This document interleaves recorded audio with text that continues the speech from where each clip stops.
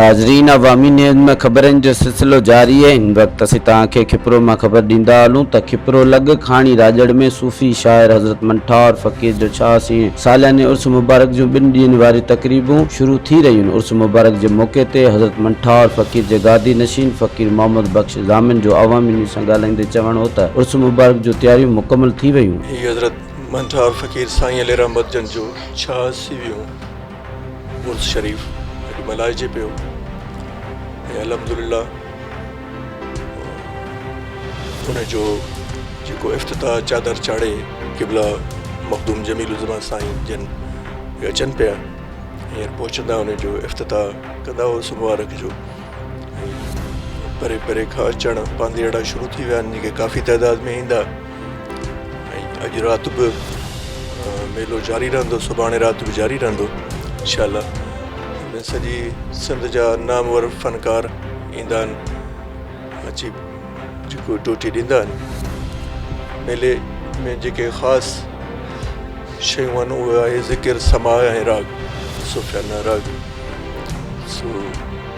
ऐं महफ़िल जो अदब आदाब उन जो ख़ासि ख़्यालु रखियो वेंदो आहे। सॼी राति महफ़िल हलंदी सिज उभिरे ताईं त सभु बाअदब वेहंदा ॿुधण वारा। ऐं पंहिंजे हिते मेले में का औरत फ़नकारा अलो कोन्हे, उनखे इजाज़त कोन्हे ॻाइण जी, या को नाचू या मिसाल या को ग़ैर मयारी शाइरी ॻाइण वारा फ़नकार उन्हनि खे कोन्हे। जेको सुफ़ियाना रंग ॻाइण वारा फ़नकार उहे परे परे खां ईंदा आहिनि, कई अची हिसो वठंदा आहिनि। औरत फ़नकाराउनि में सिर्फ़ु आबदा परवीन उनखे इहो एज़ाज़ हासिलु आहे जो उन हिते मेले ते ॻायो आहे त उहा फ़न जे लिहाज़ सां हिकिड़े वॾे मक़ाम ते हुई उन जे करे ऐं आहे। हिते मेले में इहो दस्तूर हूंदो आहे त मेले जी फ़र्दनि कंहिंखे दावत कोन ॾिबी आहे, इज्तिमाई इतलाउ हूंदो आहे जो सभु कंहिं लाइ ॿुधण वारा या पंहिंजो ॻाइण वारा सभु। कोशिशि हूंदी आहे त असां सभु फ़क़ीर जा महिमान आहिनि उन्हनि जी जेका ख़िदमत चाकरी पूरे नमूने करे सघूं। माशाअल्लाह तमामु ज़ोर शोर सां तयारियूं दरगाह शरीफ़ ते हलनि पियूं। हीअ फ़क़ीर साईं जो 86 उर्स मुबारक आहे ऐं हीअ सिंध जी उहा दरगाह आहे जिते राग रंग जी जेका महफ़िल आहे उहा बेमिसाल आहे।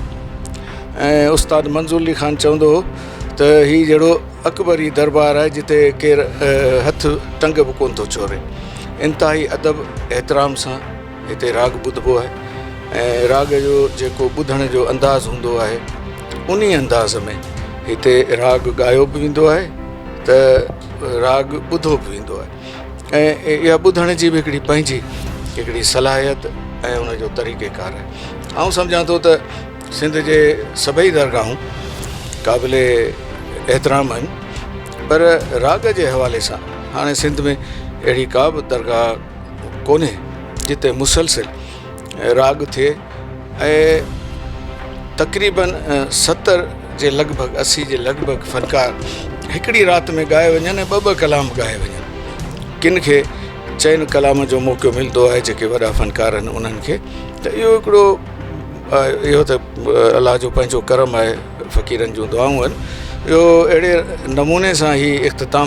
पज़ीर महफ़िल थींदी आहे त सभई रागी जेके हिते दिलि में उमेदूं खणी ईंदा आहिनि त असांखे राग ॻाइणो आहे हिते ॿुधाइणो आहे त उन्हनि खे वारो ज़रूरु मिलंदो आहे। साईं हिते हिन दरगाह जो त तमामु वॾो हिकिड़ो अहम मक़ाम आहे ऐं हिते शुरू वारे ज़माने में उस्ताद मंज़ूर अली ख़ान 1900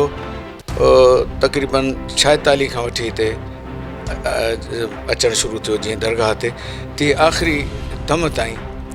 उस्ताद मंज़ूर अली ख़ान हाज़िरी ॾींदो रहे। आबदा परवीन साहिबा आई ऐं उहे 2-3 मेला आबदा करे वई ॾाढी मोहबत सां उकीर सां। उन सां गॾु फ़क़ीर अमीर बख़्श पंहिंजे ज़माने जो बहितरीनु रागी फ़क़ीर अमीर बख़्श उहो हिते जो दरगाह जो रागी ऐं हिते रहंदो। ढोल फ़क़ीर सिंध जो तमामु वॾो उहो फ़नकार आहे उस्ताद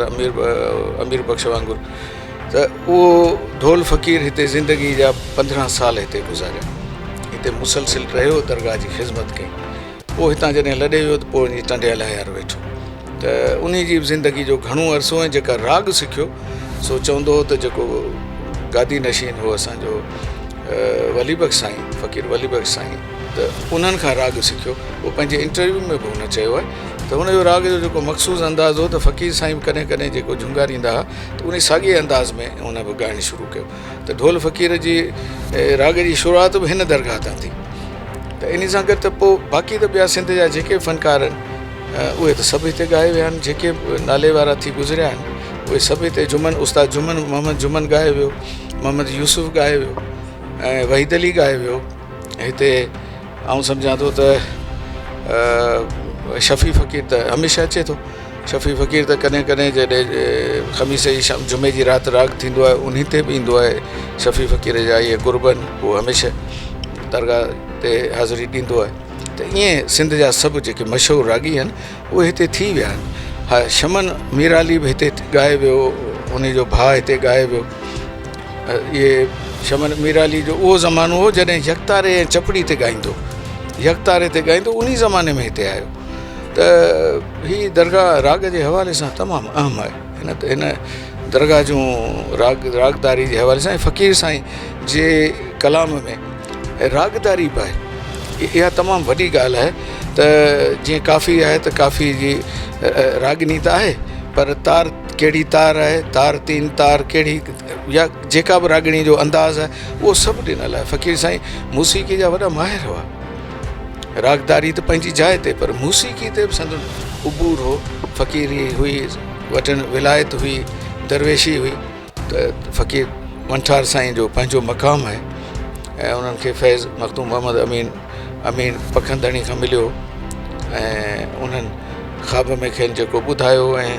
हिकिड़ी अहम ॻाल्हि आहे उन जीअं बुले साईं चयो आहे त हिकु नुक़्ते विच गल मुक्ती आहे उन हिकिड़े नुक़्ते खे नवाज़े छॾियो जेको नाले जो एतिराम थियो त इहो अलाह साईं जो करम आहे ऐं फ़क़ीर साईं जो अवामी आवाज़ जेको अवामी अंदाज़ हो जेको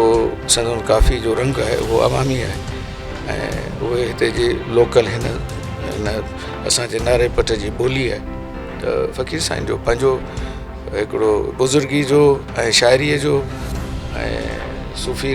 जेको तौरु तरीक़ो आहे उनजो पंहिंजो मक़ाम आहे मूंखे ॾाढी ख़ुशी थी आहे जो हज़रत मंठार फ़क़ीर रहमतुल्लाह अलैह जो 86 उर्स शरीफ़ मल्हायो वञे थो ऐं इन ते जेको आहे सरवरी जमात जो रूहानी पेशवा हज़रत मखदूम जमील ज़मा अची रहिया आहिनि चादर मुबारक चाढ़ण ऐं हिन मेले जी इब्तिदा करण जे लाइ ऐं हीअ जेके माण्हू पंहिंजे मुर्शिद जे दीदार जे लाइ गॾु थिया आहिनि हिननि बुज़ुर्गनि जेको आहे हमेशह असांखे मोहबत प्यार उल्फत जो दर्स ॾिनो आहे ऐं हीअ जेके माण्हू हिते गॾु थिया आहिनि इहे मुख़्तलिफ़ क़बीलनि मुख़्तलिफ़ ज़ातियुनि ऐं क़ौमुनि सां तालुक़ रखंदड़ इहे सिर्फ़ु मोहबत जो ई दर्स हासिलु करण लाइ ऐं मोहबत वठण जे लाइ मोहबतूं ऐं प्यार वठण जे लाइ हिते गॾु थिया आहिनि ऐं इनशाअल्लाह जीअं साईं जन चादर चाढ़ींदा उन खां पोइ राग रिहाइण जी महफ़िल शुरू थींदी त उन मंझि जेके आहिनि रागी हाज़रात मंठार फ़क़ीर जो कलाम मखदूम तालिबुल मौला जो कलाम ऐं उन सां गॾोगॾु जेको आहे मखदूम जमील ज़मा जो कलाम फ़क़ीर वली बख़्श जो कलाम या हिन दरगाह सां जेको आहे तालुक़ रखंदड़ बुज़ुर्ग उन्हनि जो कलाम ॻाईंदा उन जे ॿुधण लाइ ही आवाम गॾु थी आहे ऐं इहे जेको बुज़ुर्गनि जो पैगाम आहे उन मंझि हमेशह ॿधी इतिहाद आद जो हिकिड़े क़िस्म जो दर्स ॾिनो वियो आहे ऐं असां इहो ई चाहींदासीं त असां इहे बुज़ुर्गनि जी ॿोली ॿुधी उन ते अमल करियूं ऐं हिक ॿिए खे जेको असीं मोहबत जो पैगाम ॾियूं त असांजा वॾा जेके बुज़ुर्ग थी गुज़रिया आहिनि उन्हनि खे बि उन्हनि असांखे मोहबत जो दर्स ॾिनो आहे असां उन्हनि जे पैगाम ते अमल करे ऐं तसव्वुफ़ जे गस ते हली असां जेको आहे पंहिंजी ज़िंदगी इंसानियत वारी ऐं हिकिड़ी अमली ज़िंदगी गुज़ारियूं उन मंझि असांजे लाइ जेको आहे कामरानी ऐं कामयाबी आहे। महिरबानी। हज़रत मंठार फ़क़ीर जी दरगाह ते तव्हां ॾिसंदो त जा मुरीद मुसलमान सां गॾु हिंदू बि आहिनि ऐं रवादारी जी हिकिड़ी दरगाह वॾो मिसाल आहे। सिंध में रवादारी जा कई मिसाल आहिनि, लेकिन इन जदीद दौर में इंतिहा पसंदी जे दौर में त सिंध ते बि उनजा असर पिया आहिनि। जॾहिं भूरो भील खे मुसलमान कब्रिस्तान में वकायो पियो इहो दफ़न कयो पियो वियो त उनजे भूरे भील जो लाश कढे फिटो कयो वियो।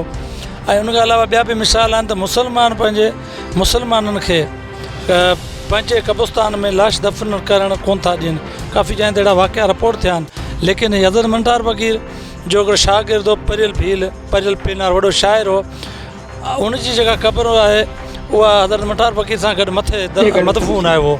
माना हिंदू ऐं मुसलमान गॾु मदफ़ून। इन खां वॾो को दुनिया में मुंहिंजे ख़्याल में रवादारी जो मिसाल नथो मिले ऐं इहो ई आहे रवादारी जे करे सिंध आबाद ऐं ख़ुशहाल आहे। ऐं हिते बि इहो ई सिस्टम आहे। हिते जेके वेंदड़ आहिनि हिते कंहिंखे बि रोक टोक न आहे। हिंदू हुजे, भील हुजे, कोली हुजे, कहिड़ी बि ज़ाति हुजे, पर